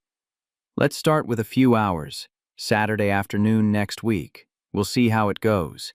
Sam's response came immediately. "Thank you. I won't let her down." Jake hoped that was true. Hoped Sam had found whatever she needed to be the mother Mia deserved. But he'd learned this year that hope was dangerous without preparation, that trust required evidence. They'd take it slow. Watch how Sam handled responsibility. Let Mia's comfort level guide the pace. Mia's laughter rang across the yard, pure and joyful. Emma was chasing her around the treehouse, both of them shrieking with delight. Olivia's latest letter sat on Marcus's kitchen counter, full of law school stories and homesickness and gratitude for Saturday video calls with her father. "I've been thinking about something else," Marcus said quietly. "All those years I thought success meant winning cases, building a reputation, making partner, and then judge. But watching you with Mia building this life on modest means and pure presence, that's success. That's what significance actually looks like." Jake thought about the cramped apartment that had terrified him during the custody battle, about second-hand furniture and handmade bookshelves and yellow paint that Mia had chosen because it was a happy color, about the drawing that still sat on his dashboard, "Daddy and Me Forever," in careful first-grade letters. Success is what you achieve. Significance is who you impact. The words settled into the evening air, joining the sounds of children playing and the distant hum of Houston traffic. Marcus nodded slowly, recognizing truth when he heard it.